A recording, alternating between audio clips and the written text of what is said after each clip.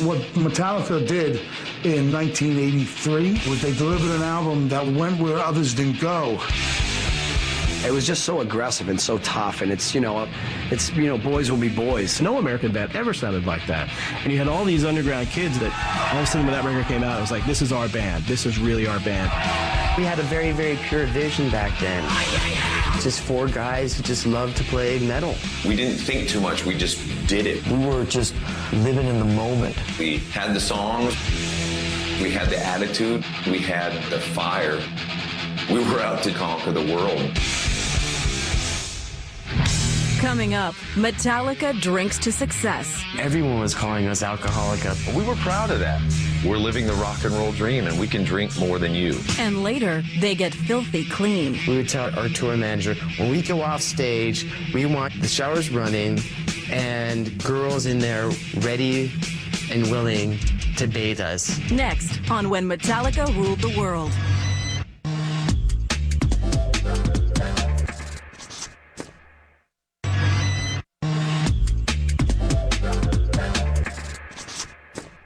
This is called No Remorse. In 1983, Metallica definitely were heroes of the underground. Kill 'Em All came out, and they went out and toured, and people saw how great they were live. We had about 35 dates with one of our favorite bands called Raven, and we went out and saw the United States for the first time. I really can't remember much of the Kill 'Em All for One tour because we were pretty much inebriated 24 hours a day. It was a bunch of 19-year-old kids who were basically given a carte blanche to just go out and rage and pillage. Destroying dressing rooms, getting in fights, fighting each other. We didn't know anything about touring at all in those days, but we know one thing: don't take a Winnebago out and expect to ever return it. This poor Winnebago just died an ugly death. The trailer didn't have a top when it ended. It was probably the odor of all the alcohol that just killed everything. It was crazy.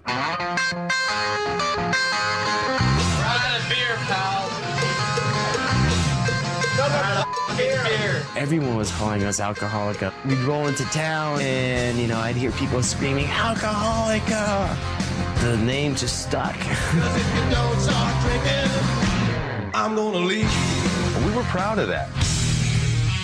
We're living the rock and roll dream, and we can drink more than you. For the most part, the booze just fueled those first few shows and then started fueling those first few tours. We had to drink before we went on stage. Getting warmed up. I remember being fearful one night.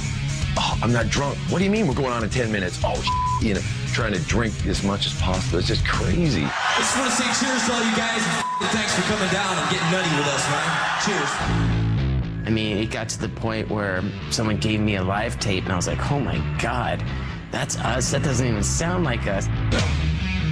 We were out to drink and destroy. We'd come out of clubs at 7 in the morning. People are off on their way to work. We're jumping on the hoods of their cars at stop signs. Go to work. The kind of stuff that we were doing just probably shouldn't be talked about in family television. Shooting guns off at hotels, in the middle of Hollywood. It also involved a lot of other things, like partaking in the odd female. Back then, bands like Metallica, Anthrax, Slayer, the girls were kind of few and far between. And maybe it's because of what we looked like. I'm too sexy for my shirt. God, they're ugly. It's a bunch of ugly guys. We looked like we were 7-Eleven employees. They can rock, though.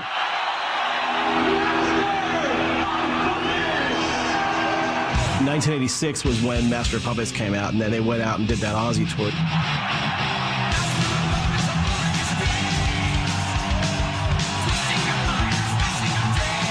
That was when they went from being a really amazing underground club band to being a band that could go out and play arenas. It was unbelievable to be sitting there with Ozzy every night, playing to 15,000 people. I'm there, Coliseum. The place was packed. Looking around, and they all had Metallica shirts on.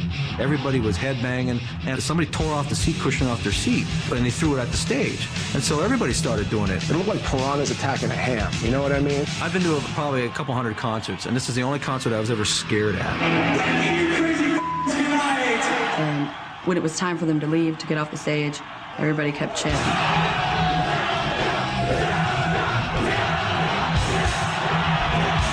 This is the Ozzy concert, right? Like, Ozzy's definitely coming on. They were blowing Ozzy off the stage. I mean, they were just a monster band. We were out to take over the heavy metal scene. We were just having fun. You never actually got a chance to think that there was anything else that could be. We were with Ozzy in the States till late May, and then Europe after that. Until next year. Yeah, we're pretty much on the road. It was a night like most of the rest of them on that tour. Play a show, hang out, drink, and stumble onto the bus. That night we were in Sweden.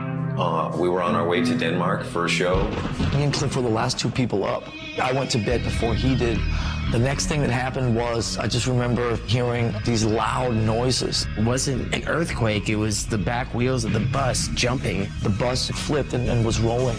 And I thought, oh my God, we're going off a cliff or something. The bus, went over on its side, and I kicked out the back window, which is the emergency window. I don't know what it was, 15-degree weather outside. We're all in our underwear. I just started freaking out. And I just knew instantly that something was horribly wrong.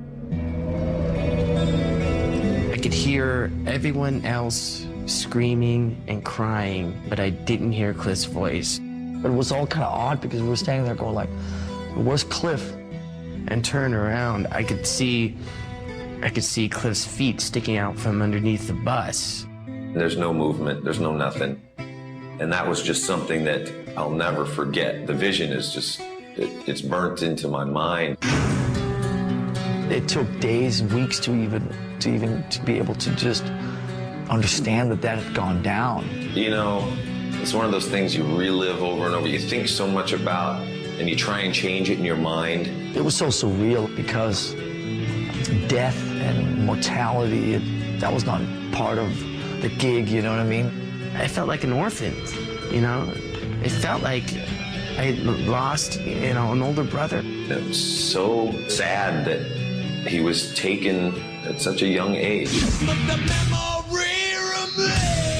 Shortly after his funeral, we all decided Cliff would be the last one to say, let's give up. That would pissed him off, immensely. We had to keep going because it was the only thing we knew. We talked about it, and we wanted to keep the spirit of Cliff Burton alive and well in Metallica. And to stop Metallica would to stop that spirit.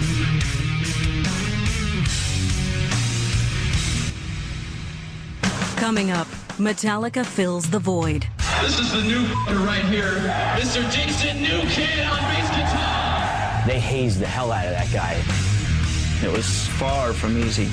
And later, group therapy. The higher we ascend, the more challenging it will be. We were all off in our own little childish worlds, so we needed that help. Next on When Metallica Ruled the World.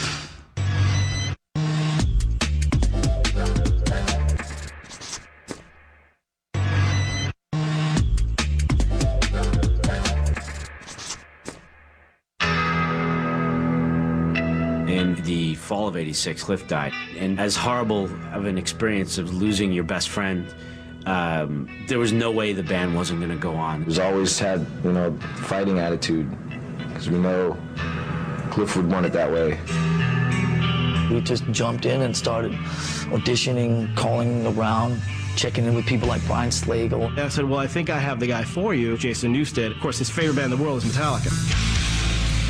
When I went in for my audition, I'm like, oh, holy crap. I know every song that they played and worshiped them and all that thing. He was incredibly talented. In the end, we just realized that Jason was the right guy.